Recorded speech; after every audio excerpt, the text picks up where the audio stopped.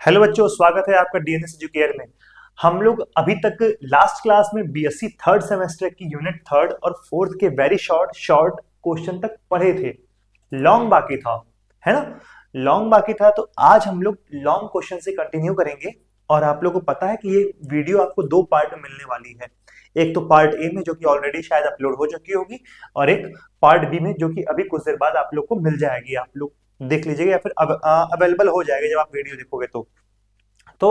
और ये YouTube पे भी अवेलेबल रहेगा। इसके नोट्स जैसा कि मैंने बताता हूँ कि डीएनएस एजुकेयर ऐप के स्टडी मटेरियल वाले सेक्शन में आपको जाके मिल जाएगी, और डीएनएस एजुकेयर आपको प्ले स्टोर से मिल जाएगी।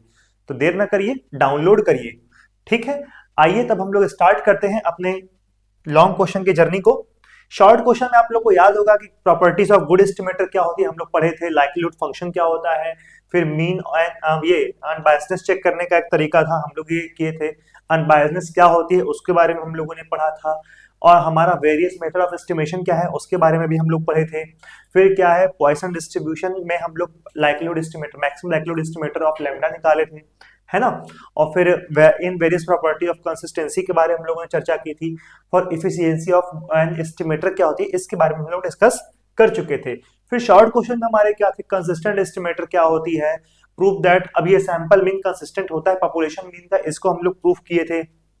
ये इसका प्रॉपर प्रूफ था, ठीक है। जिसमें से हम एक फॉर्म आपको बताए थे, एक मतलब कि डेफिनेशन बताए थे, ये आपकी जानकारी के लिए कि सफिशिएंट कंडीशन फॉर कंसिस्टेंसी क्या होती है, ये मैंने आप लोग को डिफाइन किया हुआ था। ठीक है, उसके बाद फिर हम लोग डिस्कस किए थे कि आपका रैंडम सैंपल जो नॉर्मल म्यू कॉमा 1 से उठाया जा रहा है, लिया जा रहा है, ड्रॉ किया जा रहा है, वो अनबायस्ड एस्टिमेटर, ये एक एस्टिमेटर डिफाइन किया कि अनबायस्ड एस्टिमेटर किसका, म्यू का। इसको हम लोगों ने प्रूव किया था। फिर एमएलई की इनवेरियंस प्रॉपर्टी क्या होती है, जैसे कंसिस्टेंसी की इनवेरियंस प्रॉपर्टी होती है, उसी तरह एमएलई की भी इनवेरियंस प्रॉपर्टी क्या होती है, एमएलई मतलब मैक्सिमम लाइक्लीहुड एस्टिमेटर। ठीक है, फिर क्या था कि एस्टिमेट करना था म्यू और सिग्मा स्क्वायर को normal distribution by method of moment से, जो कि हम लोगों ने यहाँ पे एस्टिमेट किया था। एग्जांपल दिया था एमएलई का जो कि यूनिक नहीं है, तो ये यहाँ से भी आप लोग को मैंने दिया था। फिर नेक्स्ट क्या था कि एमएलई अल्फा और बीटा के हम लोगों ने निकाला था यूनिफॉर्म अल्फा गामा बीटा से, जो कि रैंडम सैंपल हमारे पास दिया हुआ था उसके लिए। ठीक है, ये भी हम लोगों ने लास्ट में फाइंड कर लिए थे। ठीक है, अब हमारी जर्नी स्टार्ट होती है लॉन्ग क्वेश्चन की। ये वीडियो आप लोग आराम से यूट्यूब पे देख सकते हो, कोई समस्या हो तो पूछ भी सकते हो। ठीक है, और हमारे कोर्स को ज्वाइन करना चाहो तो कोर्स को ज्वाइन भी कर सकते हो नॉमिनल सी फीस में। ठीक, क्योंकि आप लोग को ये तो तरीका है कि इससे हो सकता है कि आपके एग्जाम में फंस जाए, लेकिन कंफर्म अच्छा सा नॉलेज चाहिए। अच्छी सी अगर स्टैट्स में आपको फील्ड बनानी है तो आप इसको परचेज करके अच्छे से देख सकते हैं। ठीक है ना, तो स्टार्ट करते हैं। लॉन्ग क्वेश्चन क्या है, if x1 x2 xn be a random sample from normal mu comma sigma square, then find the MLE of mu and sigma square when mu is unknown and sigma square is known, mu is known, sigma square unknown, and simultaneous estimation of mu and sigma square both। यही कहा जा रहा है कि एक random sample उठा रहे हैं, जो कहां से उठा रहे हैं, कहां से ड्रॉ कर रहे हैं, हम लोग नॉर्मल डिस्ट्रीब्यूशन उठा रहे हैं जिसका पैरामीटर क्या है, mu comma sigma square. Parameter इसमें म्यू क्या होती है, मीन होती है, सिग्मा स्क्वायर क्या होती है, वेरिएंस होती है। अब हमको दो पैरामीटर्स हैं, तो एक कंडीशन मतलब एक कंडीशन तो ये है कि एक पैरामीटर नोन हो, दूसरे पैरामीटर के बारे में जानकारी चाहिए, जो कि ये दोनों सिचुएशन बता रही है कि म्यू अगर अननोन होगा तो सिग्मा स्क्वायर नोन होगा, तो म्यू को एस्टिमेट करना होगा, क्योंकि जो अननोन होता है हम लोग उसी को एस्टिमेट करते हैं। ये याद रखिएगा, जिसके बारे में इंफॉर्मेशन नहीं रहती है उसी के बारे में इंफॉर्मेशन लेते हैं हम लोग, है ना। जिसके बारे में इंफॉर्मेशन नहीं पता रहती है उसी के बारे में इंफॉर्मेशन लेते हैं। तो यहाँ सिग्मा स्क्वायर हमारा पता है, तो सिग्मा स्क्वायर को एस्टिमेट करने की जरूरत ही नहीं, क्यों पता है, क्या ही मतलब है। तो मतलब हमको म्यू को पता करना होगा, लेकिन यहाँ पे हमको म्यू पता, तो हमको क्या पता करना होगा, सिग्मा स्क्वायर पता करना होगा। यहाँ पे कोई कुछ नहीं पता है, ना म्यू पता ना सिग्मा स्क्वायर पता है, दोनों को पता करना होगा। किस मेथड से, यूजिंग मैक्सिमम लाइक्लीहुड एस्टिमेटर। ठीक है ना, यूजिंग मैक्सिमम लाइक्लीहुड एस्टिमेटर। और आपको बता दें मेथड ऑफ मोमेंट से अभी हम लोग म्यू और सिग्मा स्क्वायर को एस्टिमेट किए थे। मेथड ऑफ मोमेंट से हम लोग म्यू और सिग्मा स्क्वायर को एस्टिमेट किए थे, तो क्या आया था देखिए, लगभग यही मतलब सेम आंसर आएगा, लगभग इसी टाइप का ही आंसर हमारे पास आएगा। ठीक है ना, तो ये सिग्मा स्क्वायर का एस्टिमेट हमारा यहां से मिला है, उसी तरीके से हमको म्यू का एस्टिमेट भी कुछ ना कुछ मिलेगा। ठीक है, इसी तरीके का हमको आंसर मिलेगा। तो आइए चेक करते हैं कंपैरिजन कीजिएगा तो आपको समझ में आ जाएगा यहाँ पे। तो आइए, ये क्वेश्चन थोड़ा सा लॉन्ग है, तो लॉन्ग तो मतलब बड़ा होगा ही, तो सोल्यूशन करते हैं।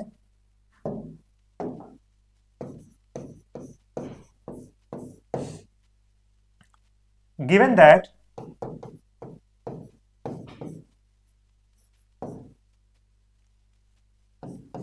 x1 x2 xn be a random sample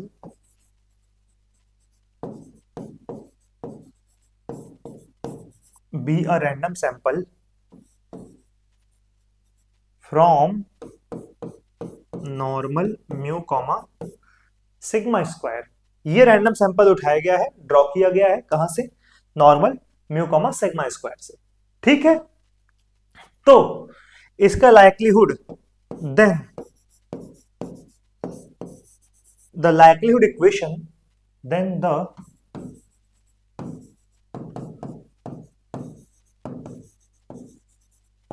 likelihood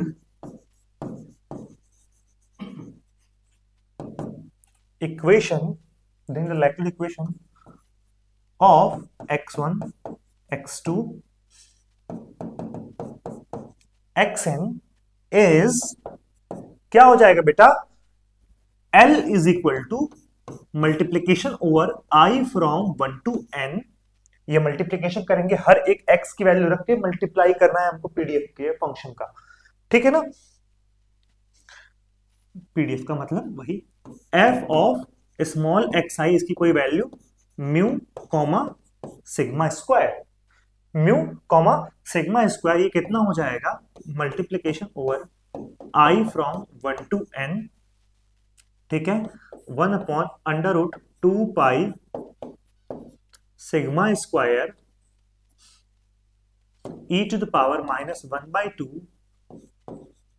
xi minus mu का होल स्क्वायर अपॉन में सिग्मा स्क्वायर, ठीक है, और ये ब्रैकेट क्लोज। और कितना हो जाएगा? देखिए, ये 1/2 पाई सिग्मा स्क्वायर के पावर 1/2 है, और इसको n बार मल्टीप्लाई करेंगे तो कितना हो जाएगा? ये हो जाएगा 1/2 पाई सिग्मा स्क्वायर के पावर n/2 हो जाएगा, क्योंकि 1/2 पावर में है, n बार मल्टीप्लाई करेंगे तो n/2 हो जाएगा। और ये e के पावर में अगर हम कहेंगे तो e के पावर x1, ये क्या होता है? e के पावर x1 इंटू e के पावर x2, तो क्या होता है? ये पावर में जुड़ जाता है ना? तो पावर यहां पे भी क्या हो जाएंगे? उसी तरीके का फॉर्म है, तो ये जुड़ जाएगा। तो e to the power -1/2 sigma square summation i from 1 to n xi minus mu का होल स्क्वायर, ठीक है ना? ये हो जाएगा आपका लाइक्लीहुड फंक्शन। ये क्या हो जाएगा? आपका लाइक्लीहुड फंक्शन हो जाएगा, ठीक है। तो अब हम ये इक्वेशन नंबर 1 हमने बना लिया। क्यों बना लिया? क्योंकि इसी का यूज करना है, क्योंकि 3 कंडीशन लगेगी। एक बार हम क्या मानेंगे? म्यू को अननोन मानेंगे, सिग्मा स्क्वायर को नोन मानेंगे। अब सिग्मा स्क्वायर अगर नोन हो जाएगा तो कोई कांस्टेंट वैल्यू लेगा, 1 2 3 4 कुछ भी, 3.5 4.5 कुछ भी, एक रियल नंबर ले लेगा value which is greater than 0, which is greater than 0। Sigma square हमेशा ग्रेटर देन 0 होती है। तो एक अगर हम यहाँ पे सिग्मा स्क्वायर को नोन मान लेते हैं तो फंक्शन किसका केवल हो जाएगा? म्यू का हो जाएगा। क्योंकि ये जो स्मॉल एक्स आई रखते हैं तो स्मॉल एक्स आई भी एक रियल नंबर होती है, मतलब 2 4 5 ऐसे कोई नंबर ले लेते हैं। स्मॉल एक्स आई भी एक रियल नंबर ले लेगा, अंक ले लेगा, कोई भी एक नंबर ले लेगा। सिग्मा स्क्वायर भी एक नंबर ले लेगा, 2 पाई एक नंबर है ही। म्यू हमको पता नहीं, तो मतलब ओवरले फंक्शन किसका हो जाएगा? फिर ये म्यू का हो जाएगा। केस फर्स्ट क्या है देखिए,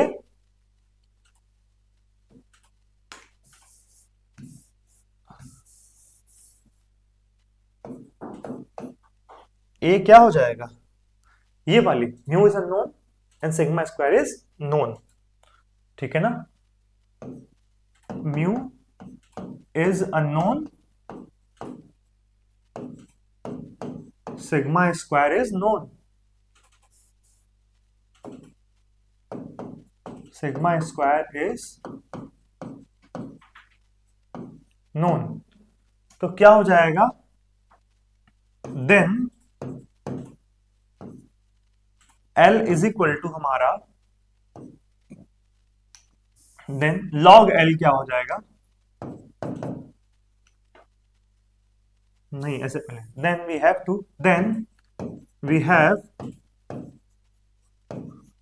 to sorry we have then we have to find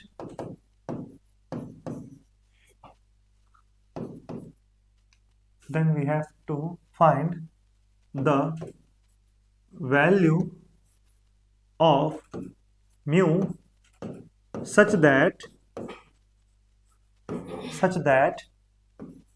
L is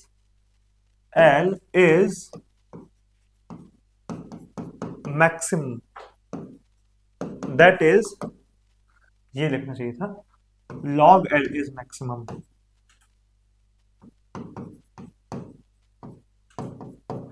मतलब log L maximum चाहिए, so log L is equal to, so from 1 log L is equal to minus n by 2 log 2 pi sigma square minus 1 by 2 sigma square summation I from 1 to n xi minus mu का whole square, ये हो जाएगा xi minus mu का whole square, ये इस form में हो जाएगा, ठीक है ना। फिर now for MLE of mu, MLE of mu मतलब म्यू ऐसी फाइंड कर रहे हैं, कैलकुलेट कर रहे हैं, ठीक है ना, फाइंड नहीं कर सकते, वी हैव टू डिटरमाइन कर रहे हैं, तो क्योंकि फाइंड यहां पे नहीं होता, एस्टिमेट होता है, तो determine is a common word, ठीक है ना, we have to determine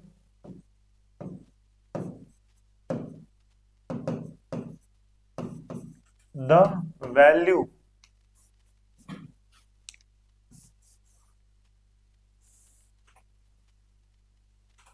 we have to determine कर रहे हैं direct mu,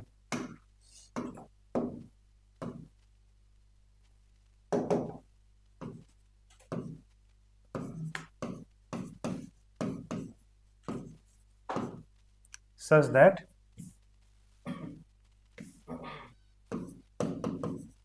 L is maximum, ठीक है ना। तो क्या हो जाएगा, so for MLE of mu हम लोग मैक्सिमाइज करना चाहते हैं, तो इसको पहले डिफरेंशिएट करेंगे, ठीक है ना, डिफरेंशिएट करेंगे तो क्या हो जाएगा, ये तो इंडिपेंडेंट, ये कांस्टेंट है क्योंकि सिग्मा स्क्वायर नोन है, तो ये भी कांस्टेंट, ये पूरा पूरा कांस्टेंट, कितना हो जाएगा 0 माइनस 1/2 सिग्मा स्क्वायर कांस्टेंट है, म्यू के रिस्पेक्ट में करेंगे तो क्या हो जाएगा, देखिए ध्यान से समझिए कि इसको हमको म्यू के रिस्पेक्ट में करना, जो खुद फंक्शन ऑफ म्यू है, तो क्या हो जाएगा समेशन, क्योंकि डिफरेंशिएशन हमारा क्या होता है, डिस्ट्रीब्यूट हो जाता है समेशन में, xi माइनस म्यू का होल स्क्वायर, और ये क्या होगा देखिए, म्यू xi माइनस म्यू का होल स्क्वायर, इसकी वैल्यू क्या हो जाएगी, डेभा xi माइनस म्यू का होल स्क्वायर इनटू डेभा xi माइनस म्यू अपॉन में म्यू, ये इसको ऐसे लिख सकते हैं, लिखेंगे तो कितना हो जाएगा, ये वैल्यू हो जाएगा 2xi माइनस म्यू, और ये कितना हो जाएगा -1, ये टर्म आएगा यहां से, है ना। तो ये चीज आप लोग समझ लीजिएगा, ये डिफरेंशिएशन अगर किए होगे 12th में तो समझ में आ जाएगा अपने आप ही ये पार्ट। तो कितना हो जाएगा, तो हो जाएगा 2 summation I from 1 to n xi minus mu upon में, ठीक है, ये ऐसे नहीं करते हैं अभी, डिफरेंशिएशन विल बी 0, अब यहां पे लिखते हैं, ये हो जाएगा 0 minus 1/2 sigma square into minus, ठीक है ना, और फिर ये कितना हो जाएगा -2 summation I from 1 to n xi minus mu, ठीक है, और which is equal to 0, xi minus mu which is equal to 0, which implies that, अब देखिए इन दोनों का मल्टीप्लीकेशन जीरो, तो या तो ये जीरो होगा या तो ये जीरो होगा, ये सिग्मा स्क्वायर है तो नोन, ये तो जीरो होगा नहीं, जब भी होगा तो क्या होगा, ये जीरो होगा। तो अब ये जीरो है तो माइनस टू तो कांस्टेंट है, which implies that summation I from 1 to n xi minus mu is equal to zero, which gives क्या हो जाएगा, mu hat is equal to आपका 1/n summation I from 1 to n xi which is equal to x bar. ठीक है ना, summation xi हो जाएगा, mu को n टाइम्स अगर ऐड करेंगे तो n म्यू आ जाएगा, फिर n से डिवाइड कर देंगे। तो यहां जब भी ऐसे फाइंड करेंगे तो म्यू की वैल्यू निकलेगी, बट हम यहाँ पे म्यू को एस्टिमेट कर रहे हैं तो इसलिए म्यू हेड लगा देते हैं। ठीक है ना, ये याद रखिएगा, ये म्यू की वैल्यू नहीं निकल रही है, म्यू का एस्टिमेट निकल रहा है, इसलिए म्यू हेड से डिफाइन करते हैं इसको हम लोग।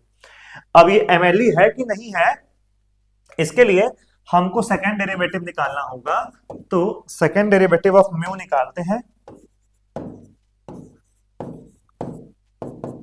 ये कितना हो जाएगा, सेकंड डेरिवेटिव जैसे ही आप इसका निकालोगे तो पॉजिटिव हो गया, जब सेकंड डेरिवेटिव म्यू के रिस्पेक्ट में निकालोगे तो देखिए ये 2 से 2 कैंसिल, ये हो जाएगा summation xi minus mu upon sigma का स्क्वायर, देखिए ये हो जाएगा सिग्मा स्क्वायर, अरे सॉरी म्यू, ठीक है, और ये हो जाएगा summation xi minus mu upon में sigma square, which is equal to क्या मिल जाएगा आपको, minus 1 upon sigma square which is less than zero. So mu hat is equal to x bar is MLE of mu. ठीक है ना, when sigma square is known, क्यों, क्योंकि second derivative हमारी नेगेटिव आ रही है, इसका मतलब कि म्यू की ये वैल्यू log L को मैक्सिमाइज कर रहा है, log L को मैक्सिमाइज करने का मतलब है को L को मैक्सिमाइज कर रहा है, और L को मैक्सिमाइज करने का मतलब ही है कि क्या ये मैक्सिमम लाइक्लीहुड एस्टिमेटर है। ये यहां से बात आपको समझ में आ गई होगी। सेम काम हम लोग सेकंड पार्ट में भी करेंगे। सेकंड पार्ट में क्या है कि म्यू नोन है हमारा, when mu is known, mu is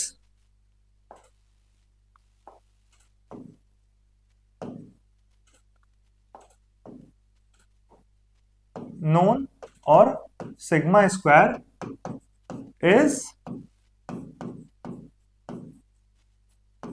unknown. Sigma square हमारा क्या है, अननोन है, तो क्या हो जाएगा, तो सेम तरीके से यहां पे हम लोग लिखेंगे पूरा, then we have to determine sigma square such that L is maximum, that is log L is maximum. So we have to determine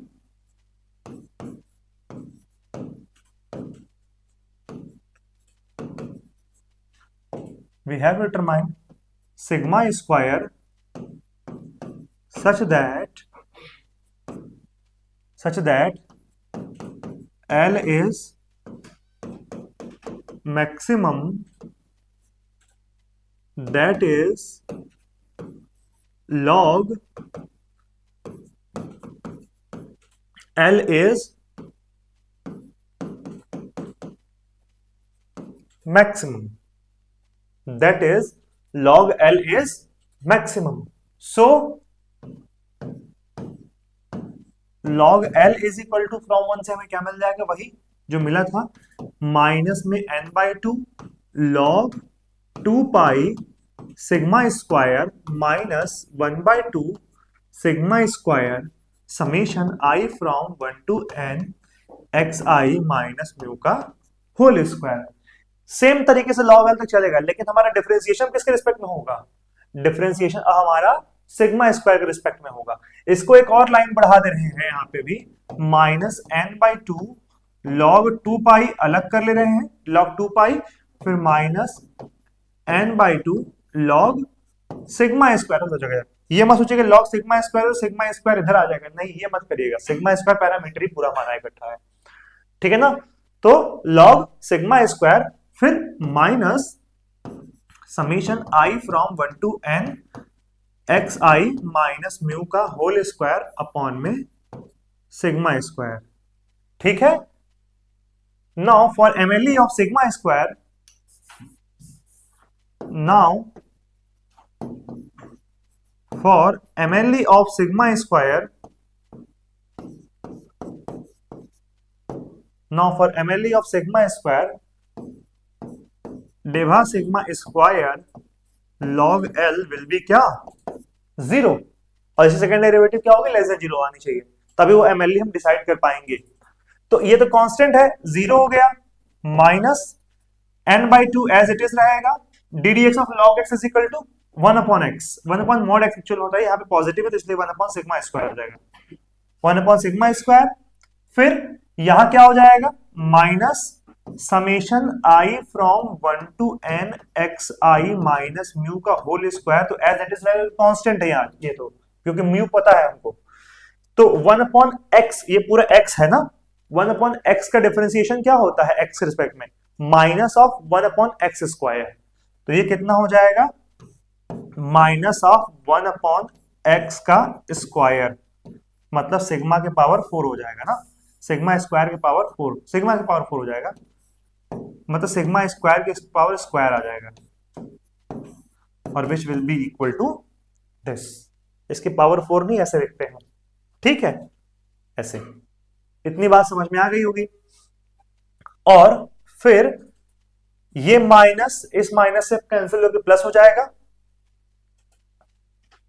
ठीक है ना, ये माइनस इस माइनस कैंसिल होकर प्लस हो जाएगा, तो कितना आ जाएगा, माइनस में n by two sigma square plus summation I from one to N X I minus mu का होल स्क्वायर अपॉन में सिग्मा स्क्वायर का square is equal to zero, ठीक है ना, is equal to zero, which will be equal to क्या हो जाएगा, summation x आई minus mu का whole square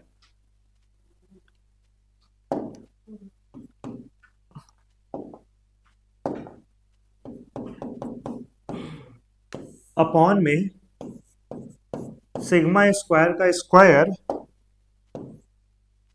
equal to n by two sigma square, n by two sigma square, और ये एक क्वांटिटी यहां से कैंसिल हो जाएगी, और फिर यहां से क्या बचेगा, सिग्मा स्क्वायर हेड, ये हेड लग गया ना, क्या एमएलए निकाल रहे हैं तो हेड लिख देते हैं, ठीक है ना, और ये कितना हो जाएगा, one upon N summation I from one to N X I minus mu का होल स्क्वायर, क्योंकि हमको म्यू पता था यहां पे, तो ये हो जाएगा। अब फिर इसका सेकंड डेरिवेटिव क्या हो जाएगा, एंड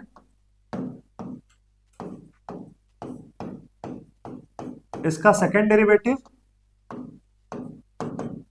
देखिए ये फर्स्ट डेरिवेटिव निकला हुआ है, ये फर्स्ट डेरिवेटिव है, सेकंड डेरिवेटिव क्या हो जाएगा, n upon n by two तो रहेगा ही, sigma square one upon x ना, तो कितना हो जाएगा, सिग्मा स्क्वायर का स्क्वायर, ये तो प्लस हो जाएगा, ठीक है ना, तो ये हो जाएगा N by two sigma square का स्क्वायर, ये हो जाएगा।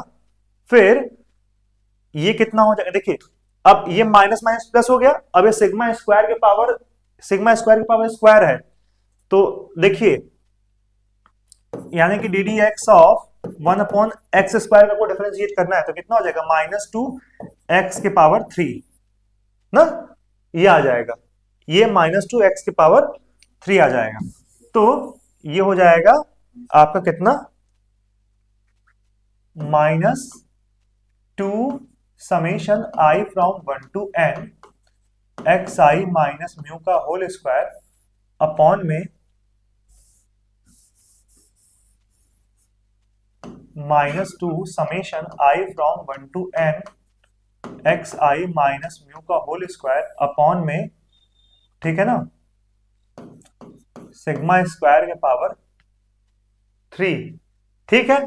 और ये इसकी वैल्यू, अब देखिए यहां से इसकी वैल्यू उठा लेते हैं, समेशन एक्स आई माइनस म्यू का होल स्क्वायर अपॉन में एन की वैल्यू हमारी सिग्मा स्क्वायर थी, ये हम लोग इसी पे ही अप्लाई करते हैं कि एट सिग्मा स्क्वायर पे इसकी वैल्यू हमारी क्या आनी चाहिए, जो एस्टिमेटेड सिग्मा स्क्वायर है, इसकी वैल्यू अगर नेगेटिव आएगी तो ही हम लोग कहेंगे कि ये एमएलई है। ये पूरा का पूरा कॉन्सेप्ट आपका उसका है, ये मैक्सिमम और मिनिमा का, ठीक है ना।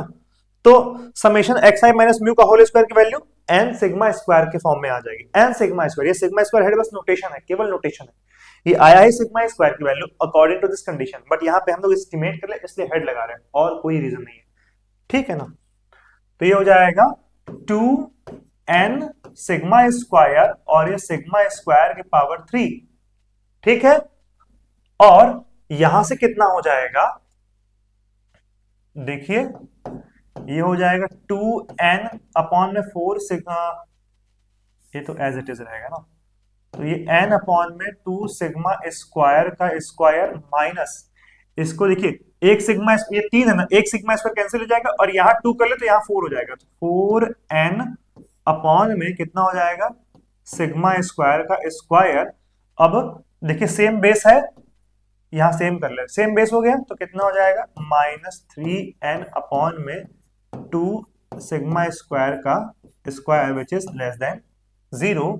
सो सिग्मा स्क्वायर हेड अपॉन में 1 upon n summation i from 1 to n x I minus mu का whole square is MLE of sigma square. Third क्या है, थर्ड ये हमने फर्स्ट सेकंड थर्ड कर दिया है, ये आप ABC कर लीजिएगा, ये A हो गया, ये B होगा।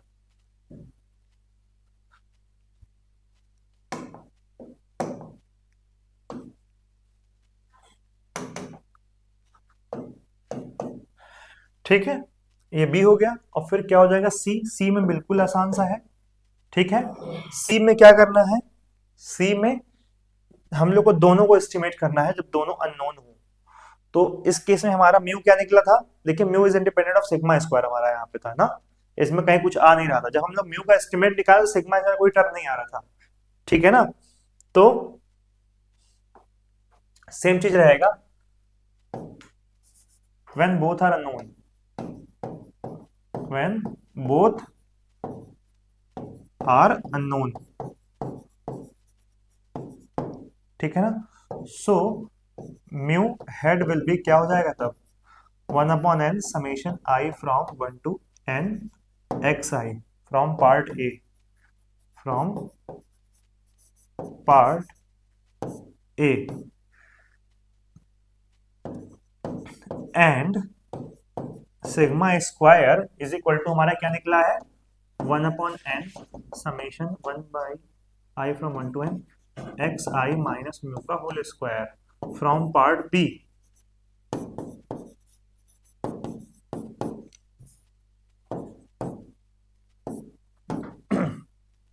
बट हियर इसमें तो कहीं म्यू का सिग्मा स्क्वायर का टर्म तो आ नहीं था, तो इसलिए तो छोड़िए, बट हियर क्या हो जाएगा, mu is unknown, here mu is unknown, so we will use the estimate of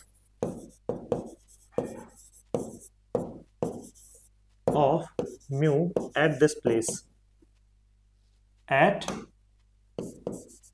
this place, ठीक है ना। hence the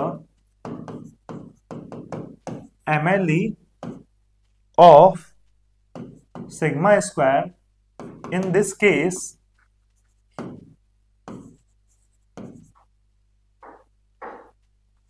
क्या हो जाएगा, sigma square hat is equal to 1 upon n summation i from 1 to n summation x I minus mu hat का whole square which gives sigma square, यहाँ पे MLE कर लेते हैं, और लास्ट में hat will be equal to summation I from 1 to n xi minus x बार का whole square. यही सॉल्व करके जब ओपन करोगे ना, तो यही मेथड ऑफ मोमेंट का जो वैल्यू आया था, दोनों केस जब अननोन था, इस केस में मेथड ऑफ मोमेंट के बराबर ये आ जाएगा, ठीक है ना। यही है, देखिए सिग्मा स्क्वायर MME, ये जब सॉल्व करोगे तो वही टर्म आ जाएगा यहाँ पे भी। ये दोनों मतलब मेथड ऑफ MME मतलब कि MME और MLE दोनों क्या है, म्यू और सिग्मा स्क्वायर के यहाँ पे सेम ही आते हैं, इसलिए बोला जाता है कि पर्टिकुलर केस है MLE का मेथड ऑफ मोमेंट, ठीक है ना। फिर आते हैं सोल्यूशन इसका। नेक्स्ट क्वेश्चन करते हैं, क्या कह रहा है, let x1 x2 xn be a random sample from uniform 0 theta, examine t is equal to this is consistent for theta by e और नॉट। ये हमें चेक करना है, ठीक है ना, ये हमें चेक करना है कि ये हमारा कंसिस्टेंट एस्टिमेटर है कि नहीं, किसका, थीटा बाई ई का। तो इसका सबसे आसान तरीका है कि हम लोग sufficient condition for consistency apply कर लें, ठीक है। अगर वो हो जाता है तब तो ठीक है, नहीं होता है तो फिर हम लोग कोई दूसरा मेथड लगाते हैं। ये तो जनरल सा तरीका है जो हम लोग हमेशा करते आ रहे हैं। तो आइए ट्राई करते हैं कंसिस्टेंसी को चेक करने के लिए, ठीक है।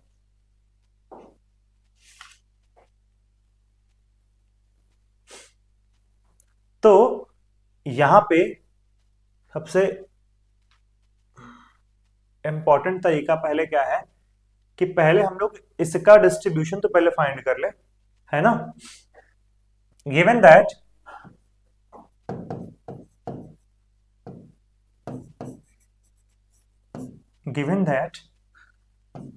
x1 x2 xn be a random sample from uniform 0 theta, from uniform 0 theta, ये हमारे पास तरीका है। तो अब देखिए यहां पे हमको पहले फाइंड करना होगा, ये देखिए मल्टीप्लीकेशन है ना। तो एक एक चीज कर सकते हैं यहाँ पे हम लोग, ये मल्टीप्लीकेशन मतलब x1 into x2 into X N के पावर 1/n है, यानी कि x1 के पावर भी 1/n है, x2 के पावर भी 1/n है और xn के पावर भी 1/n है, ठीक है। और रैंडम सैंपल है तो जब एक्सपेक्टेशन अप्लाई करेंगे तो एक्सपेक्टेशन सब पे डिस्ट्रीब्यूट हो जाएगा, क्योंकि ये रैंडम सैंपल है और रैंडम सैंपल हमारे क्या होते हैं, इंडिपेंडेंट होते हैं, ठीक है। तो एक बार यहां पे ऐसे हम लोग चेक करते हैं कि what will be the expectation of, simply भी कि what will be the expectation of 1/n, expectation of xi की पावर 1/n। तो क्या हो जाएगा, ये 0 थीटा से उठाएगा तो 0 से लेकर के थीटा, ठीक है, x के पावर ये हो जाएगा x के पावर 1/n इंटू 1/थीटा और फिर ये dx हो जाएगा। और ये कितना हो जाएगा भाई, ये हो जाएगा 1/थीटा के पावर n। तो x की पावर 1/n क्या हो जाएगा आपका, x की पावर 1/n प्लस 1 अपॉन में 1/n प्लस 1, ये हो जाएगा। और ये हमारा हो जाएगा 0 से लेकर के थीटा, तो यानी कि n प्लस 1 इंटू n, मतलब कि n अपॉन में n प्लस 1 इंटू थीटा, ठीक है। और जब थीटा रखेंगे तो थीटा के पावर n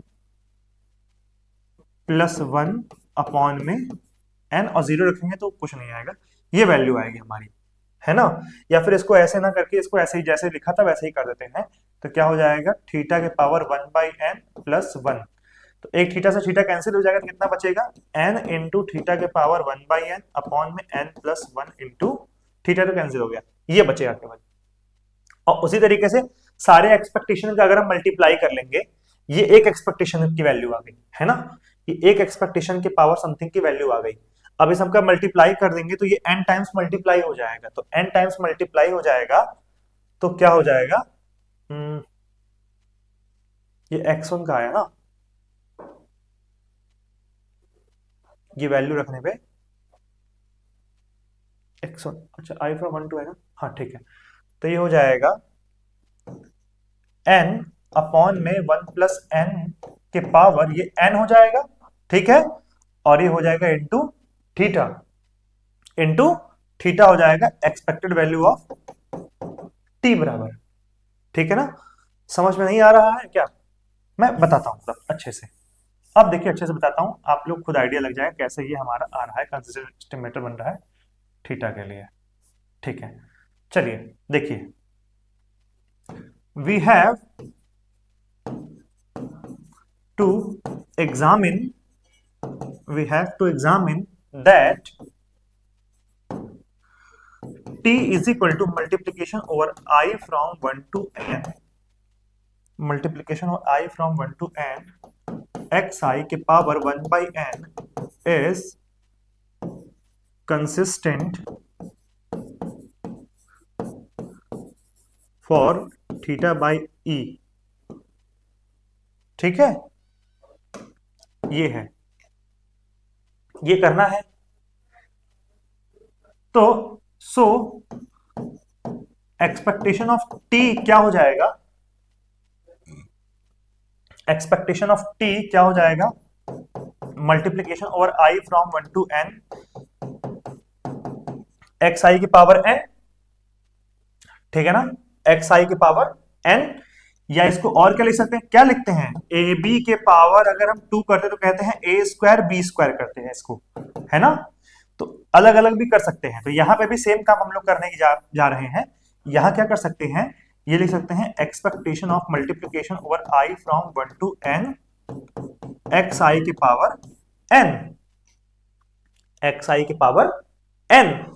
फिर क्या लिख सकते हैं इसको हम लोग, इसको लिख सकते हैं multiplication over I from 1 to n expectation of x i के पावर n, ये लिख देते हैं। क्यों, since x i's are independent. अब इंडिपेंडेंट होता है तो फिर एक्सपेक्टेशन मल्टीप्लीकेशन में डिस्ट्रीब्यूट हो जाता है, ये याद रखिएगा, है ना, ये प्रॉपर्टी होती है, ये डेफिनेशन ही है। ठीक है, कोवेरियंस हमारा उस केस में 0 हो जाता है ना, जब इंडिपेंडेंट तो कोवेरियंस 0, तो कोवेरियंस 0, तो कोवेरियंस के फार्मूले क्या होते हैं, कोवेरियंस बराबर क्या होता है, covariance of x, y is equal to होता है expectation of X Y minus expectation of x into expectation of y होता है। अब जब इंडिपेंडेंट तो कोवेरियंस 0, कोवेरियंस 0 मतलब ये जो है इसके बराबर है, expectation of X Y will be equal to expectation of x into expectation of y। मतलब देखो डिस्ट्रीब्यूट हो गया ना, यही बात यहाँ पे बताई जा रही है, ठीक है ना।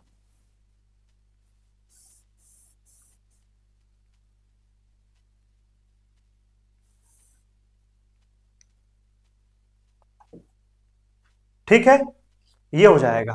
तो फिर एक्सपेक्टेड वैल्यू ऑफ टी क्या हो जाएगा, multiplication over I from 1 to n, ठीक है। और फिर अब इसकी वैल्यू निकालते हैं हम लोग, या फिर इसको इक्वेशन नंबर 1 पे छोड़ देते हैं अभी, नहीं तो बहुत कॉम्प्लिकेटेड आपको दिखने लगेगा। इसको equation number 1, now expectation of x i के power n, expectation of x i के पावर n कितना हो जाएगा, 0 से लेकर के थीटा x के पावर 1 बाई n, ठीक है, x के power 1 by n into D x कितना हो जाएगा 1 बाई थीटा, ठीक है। और ये हो जाएगा x के power 1 by n plus 1 upon में 1 बाई n प्लस 1, और ये हो जाएगा 0 से लेकर के theta which will be equal to theta, और ये हो जाएगा, देखिए इसका एलसीएम लेंगे कितना है n प्लस 1, और ये उल्टा हो जाएगा n अपॉन में n प्लस 1 करके देख लीजिएगा, और इनटू ये हो जाएगा थीटा के power 1 plus 1 by n plus 1, और फिर जब ये एक कैंसिल हो जाएगा, थीटा के पावर 1 बाई n बच जाएगा, तो n थीटा के पावर 1 बाई n अपॉन में n प्लस 1, ये वैल्यू बचेगी आपकी एक्सपेक्टेशन ऑफ एक्स आई के पावर n करने पर, ये वैल्यू आपकी आएगी।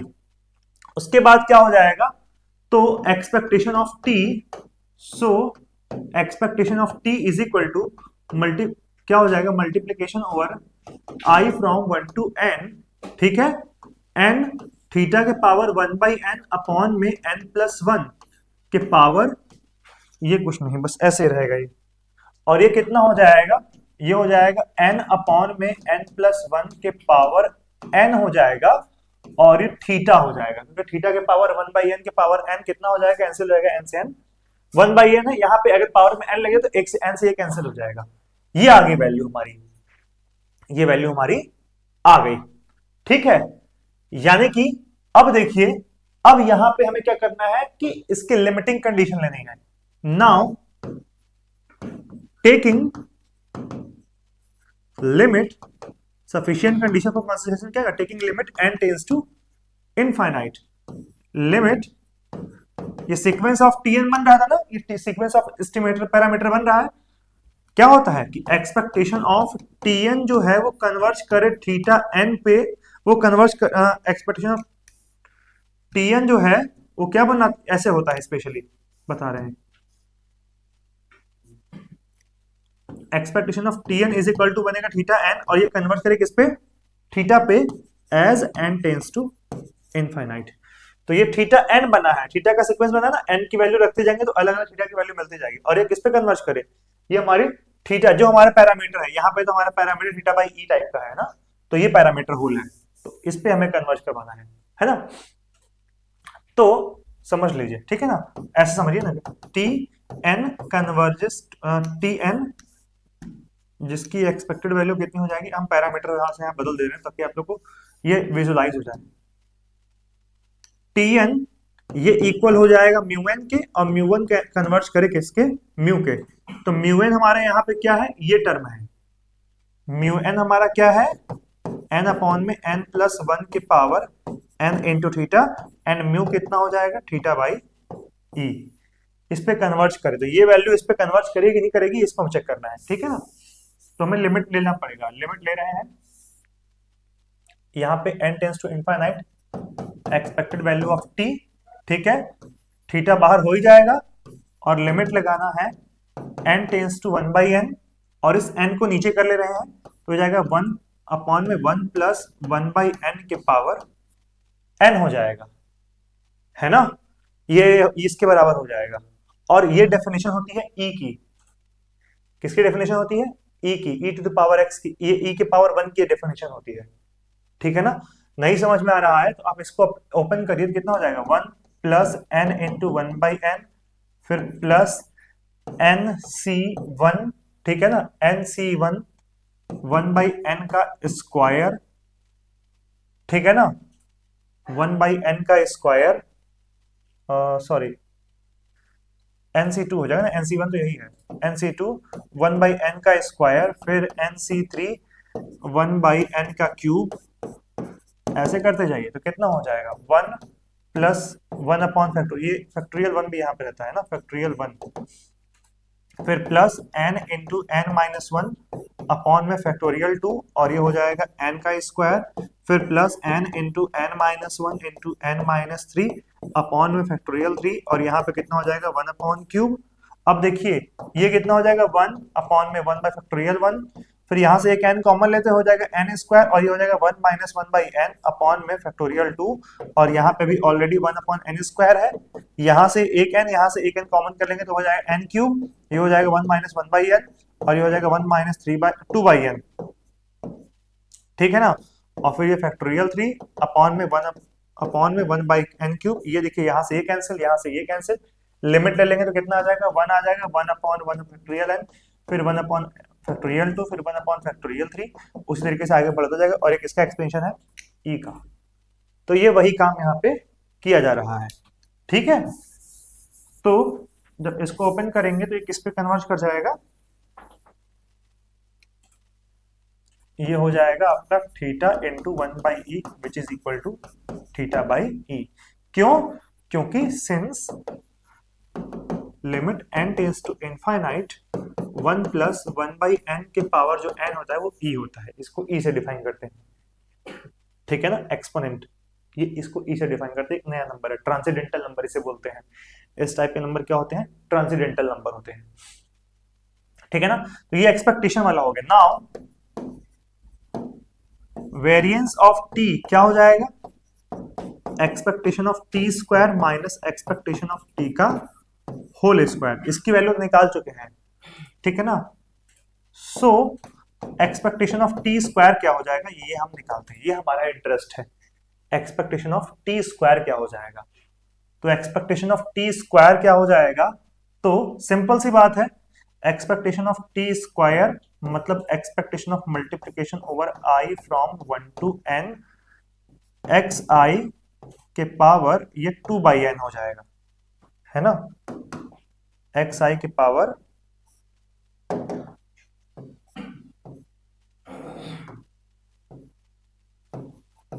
2/n हो जाएगा, और ये कितना हो जाएगा, multiplication over I from 1 to n ये हो जाएगा एक्सपेक्टेशन ऑफ एक्स आई की पावर 2/n। अब फिर इसको इक्वेशन नंबर 2 मान लीजिए, ठीक है, इसको इक्वेशन नंबर 2 मान लीजिए और सेम काम यहां से कैलकुलेट करेंगे हम लोग।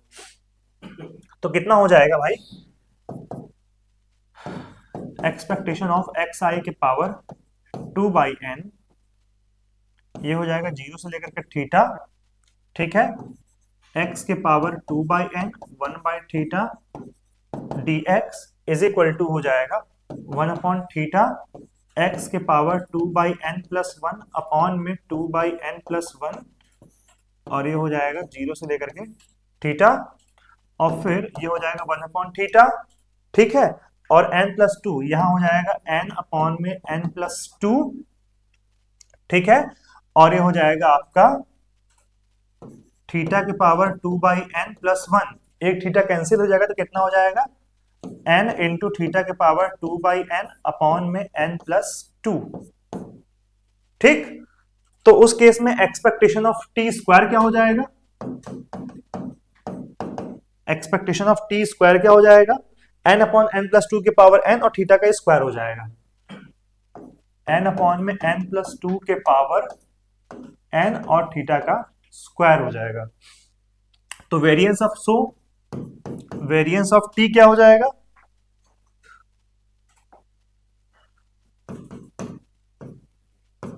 वेरिएंस ऑफ टी क्या हो जाएगा, तो एक्सपेक्टेशन ऑफ टी हमने निकाली थी, ये तो एक लिमिटिंग केस है, ये निकाली हमने एक्सपेक्टेशन ऑफ टी, और यहां से वेरिएंस ऑफ टी हमारा निकलेगा n अपॉन में n प्लस 1, n अपॉन में n प्लस 2 के power n theta square minus n upon में n प्लस 1 के power 2n, expectation of x का होल स्क्वायर है ना, तो स्क्वायर था तो ये 2n हो जाएगा, और यहां पे भी आ जाएगा थीटा का स्क्वायर, ठीक है ना, ये n था, इसका स्क्वायर करेंगे तो इसका स्क्वायर तो ये आ जाएगा 2, ठीक है।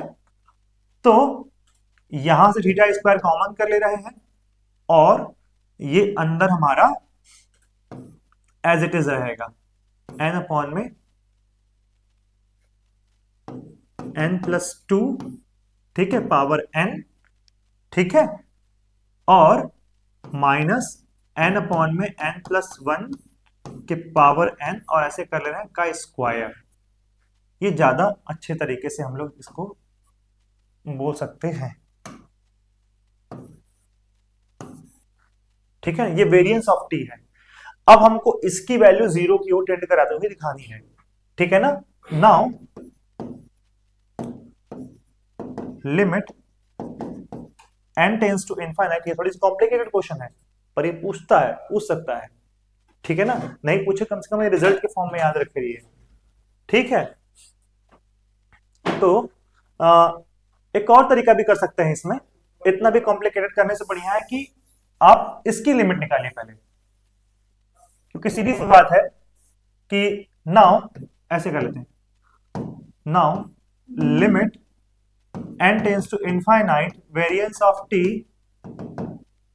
इज इक्वल टू क्या हो जाएगा, limit n tends to infinite expectation of t square minus limit n tends to infinite expectation of t का होल स्क्वायर, ये होगा। इसकी वैल्यू निकाल सकते हैं, यानी कि इसको और क्या लिख सकते हैं, limit n tends to infinite expectation of T square minus limit n tends to infinite expectation of T का होल स्क्वायर, ये कर सकते हैं।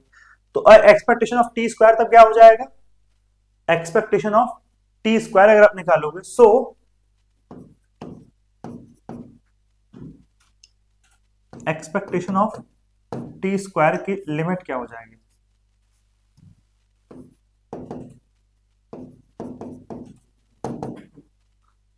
ये हो जाएगी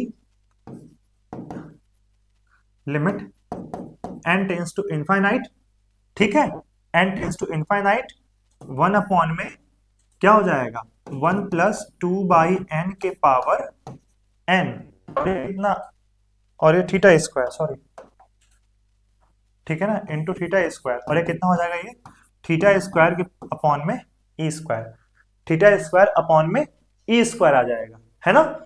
ये मैंने बताया था, ये एक्चुअल में ये होता है। यहाँ पे मैं ऐसे कर देता हूँ आप लोग को, ज्यादा एक जनरलाइज्ड फॉर्म लिख देता हूँ तो ज्यादा अच्छा रहेगा कि 1 प्लस एक्स बाई एन की पावर ई के पावर एक्स। अब यहाँ पर 2 रहेगा तो ई के पावर 2, ठीक है ना। तो ये हो जाएगा थीटा स्क्वायर अपॉन में e square. So limit n tends to infinite variance of t कितना हो जाएगा, ये हो जाएगा थीटा स्क्वायर अपॉन में ई स्क्वायर माइनस, यहां पे क्या हो जाएगा एक्सपेक्टेशन ऑफ t का स्क्वायर, लिमिट लगाने के बाद थीटा अपॉन ई का होल स्क्वायर, थीटा अपॉन में ई का होल स्क्वायर, सेम क्वांटिटी कहाँ आ गया जीरो, तो limit n tends to infinite में variance of t is equal to zero हो गया। सो t इज कंसिस्टेंट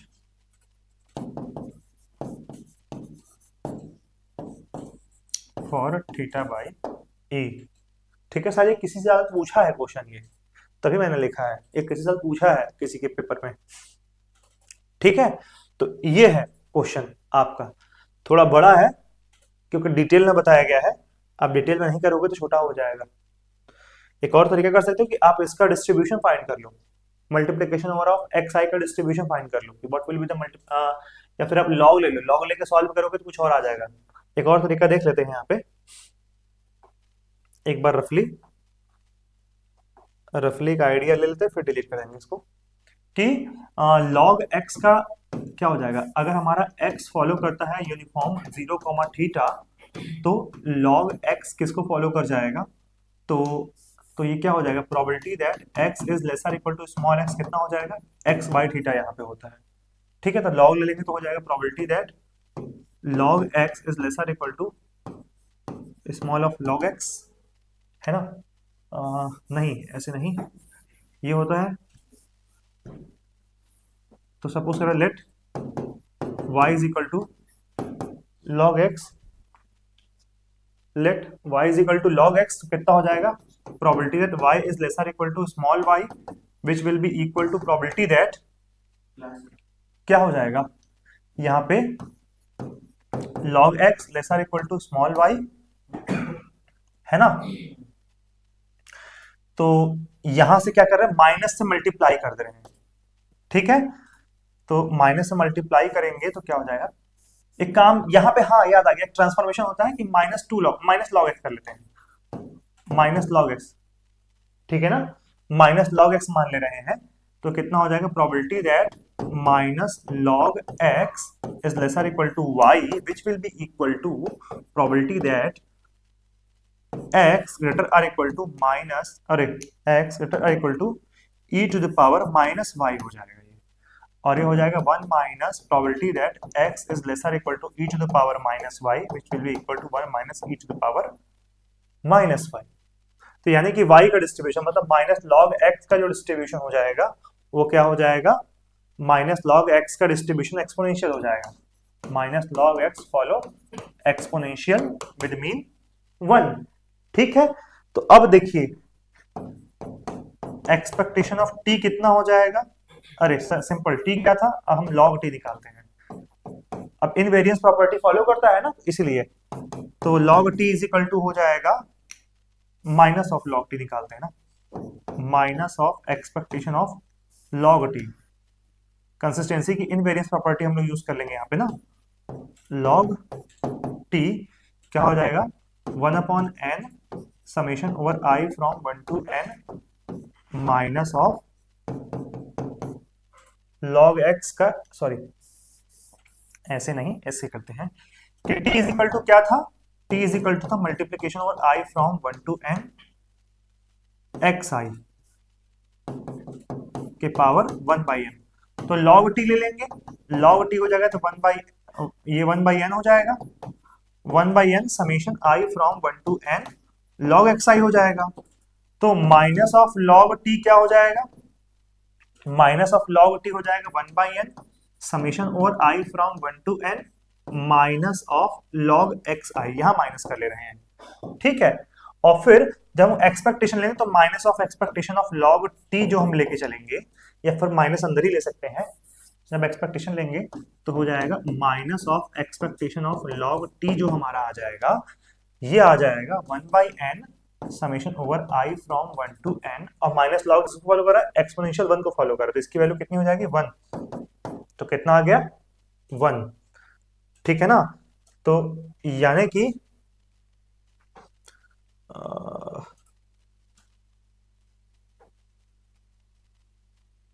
अरे सॉरी, ये कितना था, x/थीटा था ना, तो थीटा हो जाएगा ये 1/थीटा हो जाएगा समथिंग। तो यहाँ पे थीटा लॉग एक्स करना पड़ेगा, थीटा लॉग एक्स करेंगे तो होगा, थीटा लॉग एक्स करेंगे तो फिर यहाँ पे y, और फिर यहाँ y/थीटा हो जाएगा। हाँ, थीटा लॉग एक्स करेंगे, theta log x minus theta log x करेंगे तो कितना आ जाएगा,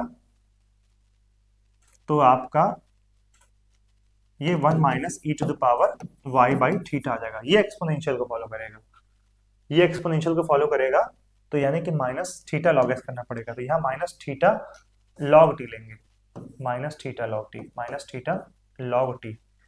तो माइनस थीटा लॉग टी जब हम लेके चलेंगे तो ये हो जाएगा माइनस थीटा लॉग टी, इसका एक्सपेक्टेशन जब लेके चलेंगे तो ये आ जाएगा 1। ठीक है, और ये आ जाएगा 1, फिर सॉल्व करने पे इसकी वैल्यू ऐसे आ जाएगी। ठीक है, तो ये भी तरीका था, ये थोड़ा ट्रांसफॉर्मेशन का मेथड है, लेकिन इसमें आप लोग इतना मत उलझिएगा क्योंकि आप लोग को समझ में नहीं आएगा उतना वो, क्योंकि अभी तो एग्जाम है तो केवल ट्रेडिशनल मेथड ही अप्लाई है। ठीक है, तरीका ये भी था, बस ये जानकारी नहीं थी। फिर नेक्स्ट क्या है कि let x1 x2 xn be an independent random variable with xi having normal mean with the distribution, this will be not here।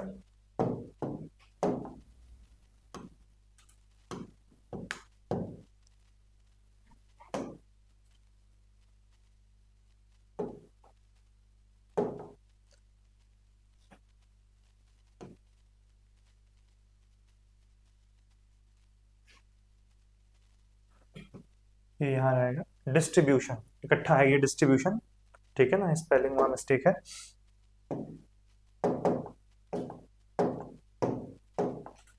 with mean I theta and variance sigma square for I from 1 to find the MLE of theta। अब theta की MLE find करनी है। ठीक है, तो solution आसान सा, same काम करना है, गिवन रैंडम सैंपल, पूरा given a random sample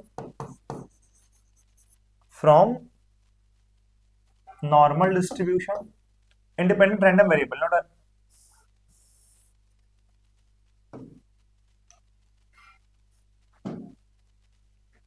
given x1 x2 xn, ये रैंडम सैंपल नहीं है, इंडिपेंडेंट रैंडम वेरिएबल। ठीक है ना, बी क्योंकि आईआईडी है, मतलब आइडेंटिकल है, क्योंकि मीन बदल रहा है हर बार, आई थीटा है ना, independent random variables from normal distribution,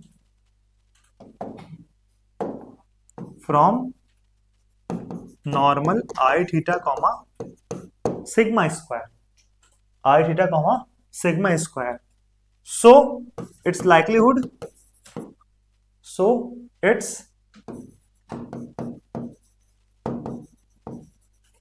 likelihood क्या हो जाएगा बेटा, i from 1 to n, i from 1 to n 1/√2 pi sigma square. ठीक है, sigma square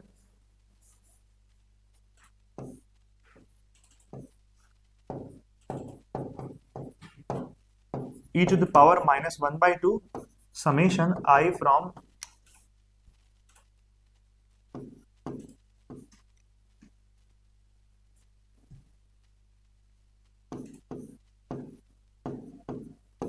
summation I from 1 to n xi minus i theta का होल स्क्वायर।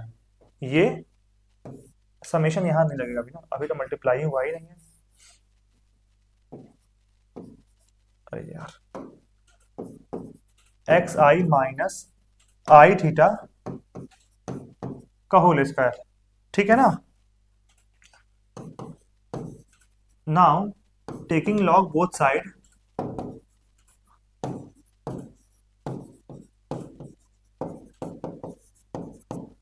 तो log L कितना हो जाएगा, ये इसके बराबर क्या हो जाएगा,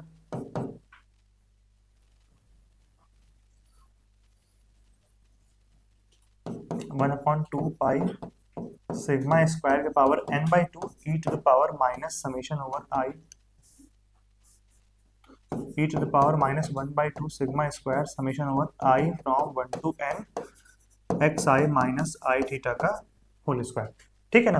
तो टेकिंग लॉग बोथ साइड कितना हो जाएगा n/2 log 2 pi sigma square, ठीक है ना, minus 1/2 sigma square summation over I from 1 to n xi minus I theta का होल स्क्वायर, ये हो जाएगा।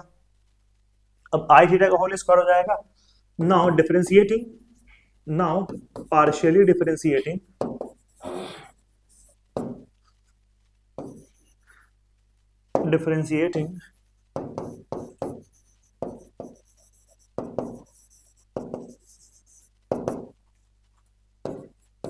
with respect to थीटा, तो कितना हो जाएगा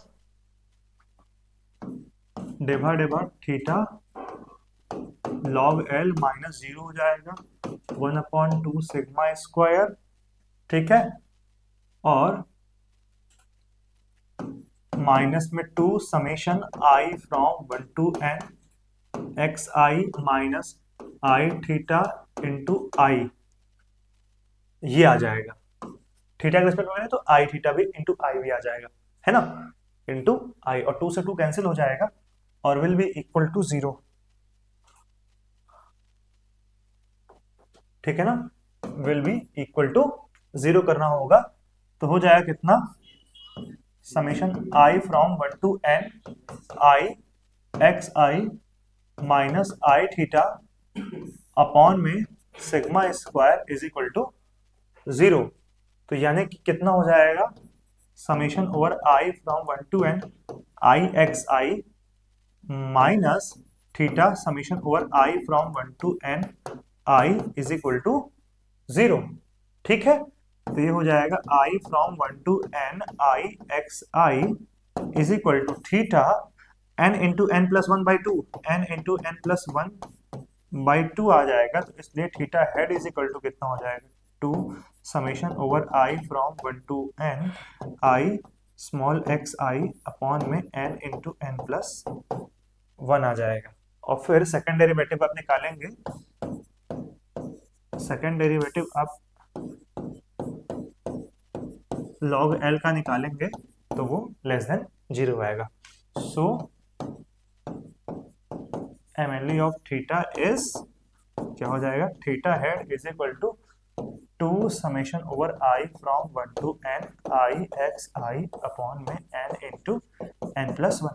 इसमें का हम लोग बायसनेस चेक किए थे, शायद यही था क्वेश्चन आई थिंक आखिरी क्लास में। ये देखिए सेम क्वेश्चन है, ये एमएलई है किसकी म्यू की, यहाँ पे देखिए आया है आई एक्स आई, ठीक है, यही क्वेश्चन था, यही एमएलई हमारी निकली है अनबायस्ड एस्टिमेटर, मतलब कि MLE may be unbiased may not be unbiased, MLE unbiased हो भी सकती है जरूरी, और हो भी नहीं भी हो सकती है। तो देखिए ये प्रूफ होकर के हमारा यहाँ पे एक एमएलई की केस आई हुई है, ठीक है, अनबायस्ड भी होगी, है ना, ये अनबायस्ड होगी, जरूरी नहीं कि अनबायस्ड होती भी है। फिर describe the method of least square, describe the method of least square,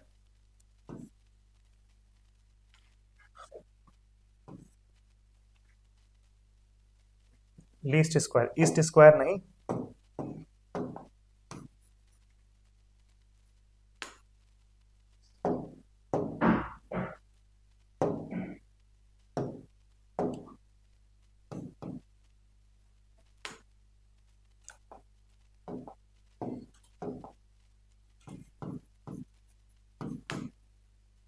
describe the method of least square for a linear model, ठीक है।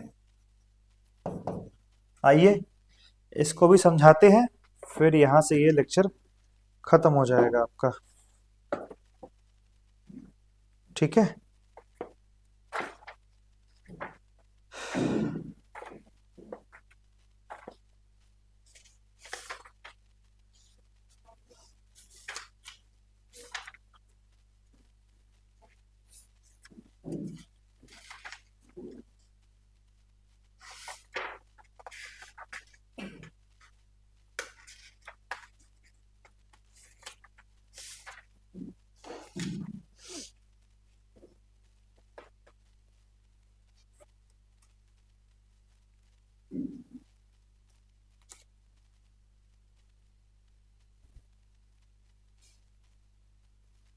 Describe the method of least square of estimation of parameter of simple linear model. तो देखिए क्या है, consider simple linear model,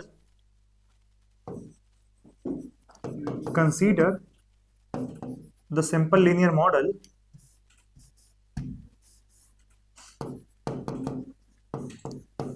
simple linear model, consider simple linear model क्या है, y is equal to beta not plus beta one x plus error. ये हमारी simple linear model होती है, ठीक है ना। ये अब सिंपल लीनियर मॉडल कहने का मतलब क्या होता है कि अगर हमारे पास डेटा दिया हुआ है तो हम कहेंगे क्या क्या वो स्ट्रेट लाइन के टर्म में जा रहा है कि नहीं जा रहा है, क्या वो स्ट्रेट लाइन जैसा टाइप बन रहा है कि नहीं बन रहा है। ये आप भूल जाइए, अभी ये एक स्ट्रेट लाइन का क्वेश्चन है, ठीक है ना। लेकिन हम कहेंगे ऐसा नहीं हो सकता है कि स्ट्रेट लाइन थोड़ा इधर उधर भटके, तो वो कुछ एक रैंडम एरर हम लोग मानते हैं जो कि हमारे ये फॉर्म में है, ठीक है ना। ये रैंडम एरर है, ये फिक्स्ड है कि ऑन एवरेज ये होगा, ऑन एवरेज हमारी वैल्यू ये होगी, बट थोड़ा थोड़ा ऐसे, जैसा सिंपल कहते हैं कि अगर आप 10 किलोमीटर अगर 2 घंटे में पहुंचे, 10 किलोमीटर 2 घंटे में पहुंचे मतलब कि 5 किलोमीटर पर घंटे की रफ्तार से पहुंचे हैं, ठीक है, आप ये बोलते हो। या फिर 10 किलोमीटर आप सपोज कर लीजिए कि 50 किलोमीटर अगर आप 2 घंटे में पहुंचे हैं, तो 25 किलोमीटर प्रति घंटे की रफ्तार से आपने गाड़ी चलाई। ये आप कैलकुलेट करते हो मैथमेटिकली, क्या वो ऐसा होता है कि जैसे ही 1 घंटा हुआ होगा 25 किलोमीटर चले होंगे? नहीं, ये नहीं होता है। तो उसमें कुछ ना कुछ एरर होगी, हो सकता है 25 से कम, हो सकता है 25 से ज्यादा हो। तो यही बात की एरर है कि ऑन एवरेज तो हमारी चल रही है, ऑन एवरेज 25 चल रही है, लेकिन उस पर्टिकुलर पॉइंट ऑफ टाइम पे क्या था, तो ये हमारा उससे कम रहता है, ठीक है ना। तो वो एरर हमारी होती है, ठीक। हम जैसे सोचते हैं वैसा नहीं है, ऑन एवरेज वाली कंडीशन आती है। तो ये consider the simple linear model, जो कि हमारा कुछ इस फॉर्म में है। उसके बाद let there be n paired observation, late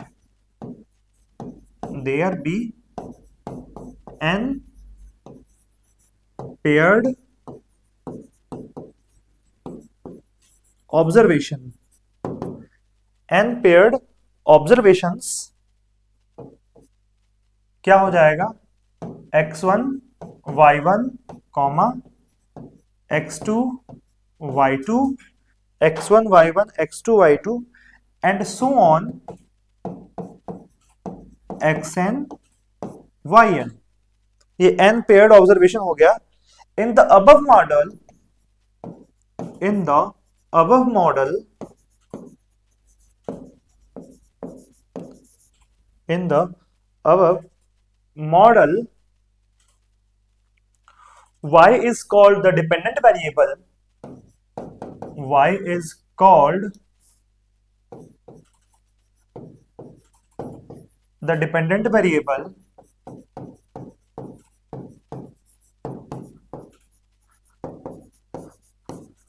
y is called the dependent variable,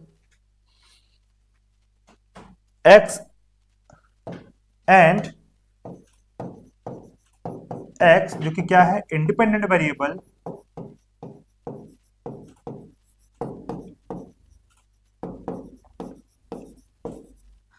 x independent variable है, ठीक है। And epsilon is the random error, and epsilon is the random error, random error कैसे, जैसे हम वही 100 किलोमीटर आपने चला 4 घंटे में, 100 किलोमीटर आपने चला 4 घंटे में, तो यानी कि ऑन एवरेज 25 किलोमीटर आपकी रफ्तार चल रही थी, है ना। तो क्या पहले घंटे आप 25 चले थे? हो भी सकता है, नहीं भी हो सकता है। दूसरे घंटे 25 चले थे? हो भी सकता है। क्या होगा, पहले घंटे हो सकता है कि आप कितने चले होंगे, पहले घंटे आप 26 किलोमीटर चले होंगे, दूसरे घंटे आप 27 किलोमीटर चले होंगे, तीसरे घंटे आप 23 किलोमीटर चले होंगे, ठीक है। तो कितना हो गया, 7 3 10 और कितना 16 76 ना, 76 24 फिर बचा, फिर आप 24 किलोमीटर चले होंगे, 4 3 7 7 14 26, हाँ हो सकता है चौथे घंटे आप 24 किलोमीटर चले होंगे। तो यहाँ से यहाँ पे आपको कितना एरर मिला, E1 का, मतलब मान लेते हैं 1 का डिफरेंस मिला, ठीक है ना। यहाँ से यहाँ पे आपको 1 का डिफरेंस, यहाँ से आपको 4 का डिफरेंस, यहाँ से आपको 1 का डिफरेंस, तो एक रैंडम एरर का फॉर्म बनता है, मतलब कि हर बार एरर थोड़ा मोड़ा अलग अलग रहेगा हर एक स्टेज पे, जब हमारे एक स्टेज पे देखने आएंगे। अभी आपको और ज्यादा एरर मिलेगी जब इसको आप मिनट के हिसाब से चलोगे। तो ये घंटे के हिसाब से चल रहा था, हर मिनट में कितने किलोमीटर चले, तो आप देखोगे बहुत ज्यादा वेरिएशन मिलेगा। तो डेटा में वेरिएशन मिल रही है ना, डेटा में वेरिएशन मिल रहा है। दैट वेरिएशन, जो डेटा में जो वेरिएशन जिसके कारण हो रहा है, जो कि होना चाहिए सबका सेम, जो डिफरेंस मिल रही है वो डिफरेंस हमारी एरर है, रैंडम एरर। जैसे यहाँ पे 4 का डिफरेंस मिल रहा था, कहीं पे 1 का डिफरेंस मिल रहा था, तो वो एक रैंडम एरर है। तो उसी तरीके से ये क्या है, रैंडम एरर है। ठीक है, ऑन एवरेज तो स्ट्रेट लाइन चल रही है हमारी। ठीक है, तो ये for the ith pair of observation, for the ith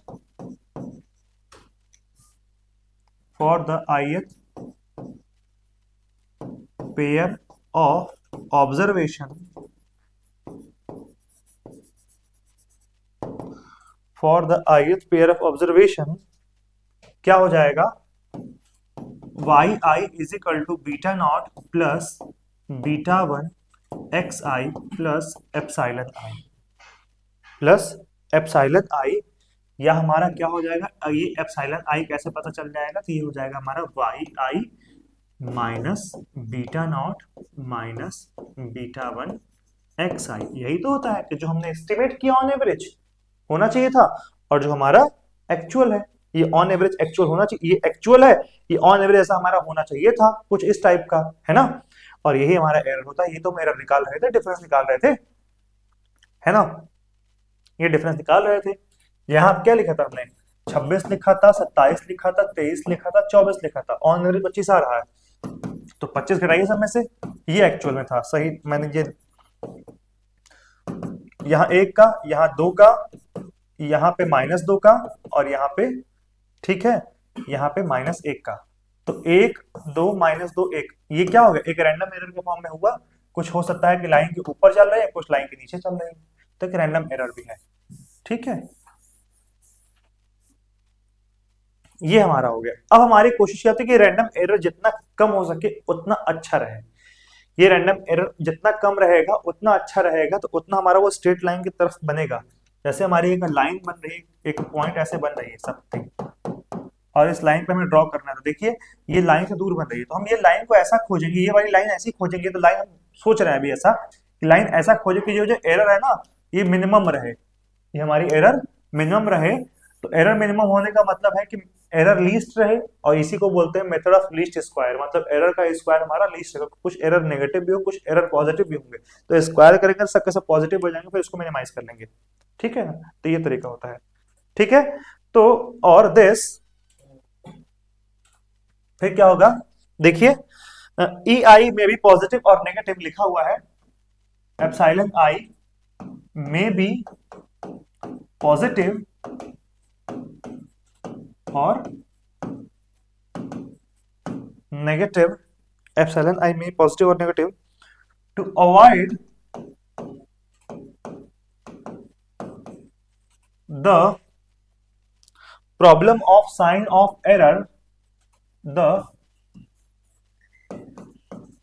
problem of sign of error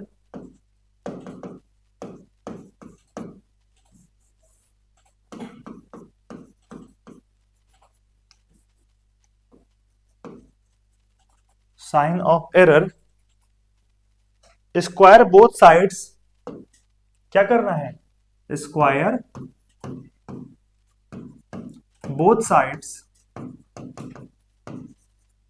square both sides, and also take the sum over all the pairs, and also take sum over all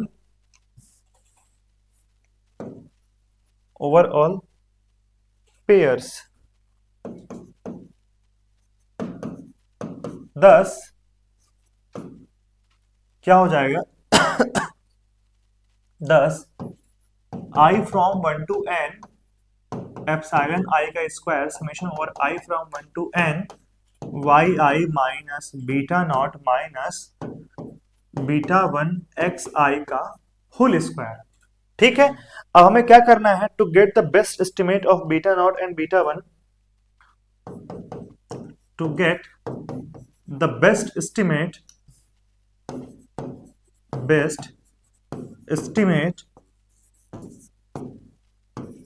of beta naught and beta 1, one has to minimize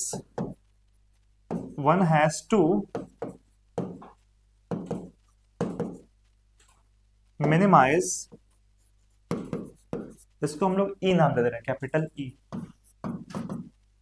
one has to minimize capital E, one has to minimize capital E.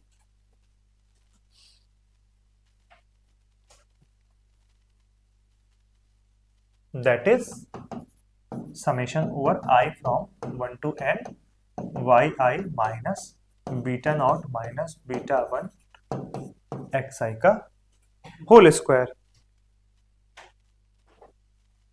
So and the estimates of beta naught and beta 1 which minimizes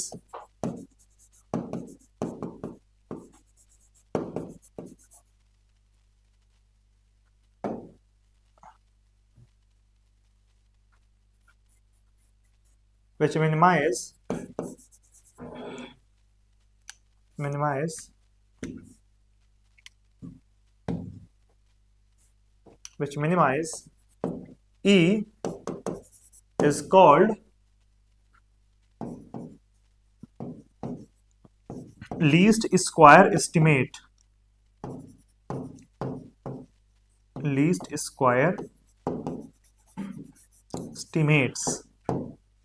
ठीक है ना, least square estimates कहता है, इसे कहते हैं। So to estimate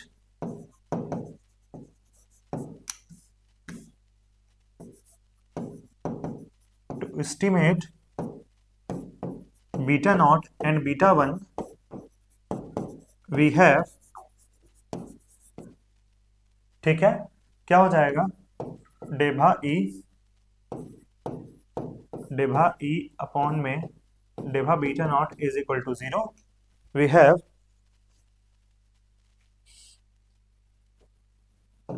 and डेभा e upon में डेभा beta 1 is equal to 0।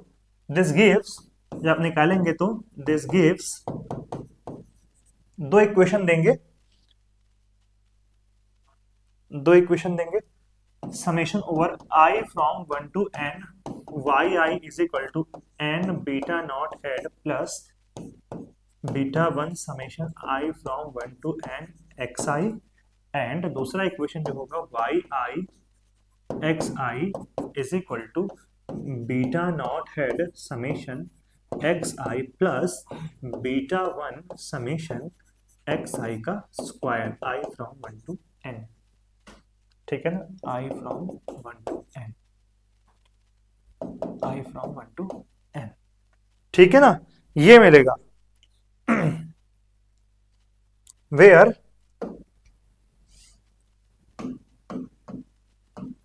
Beta not and beta 1 are the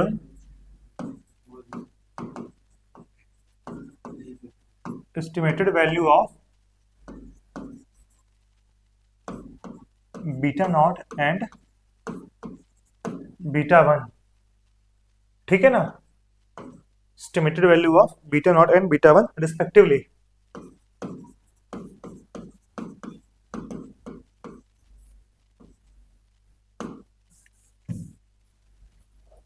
ठीक है ना, and the two equations,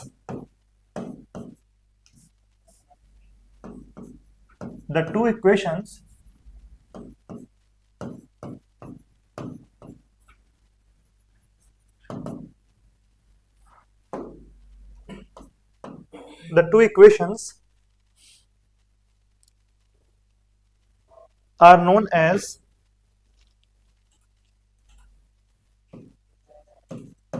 are known as normal equations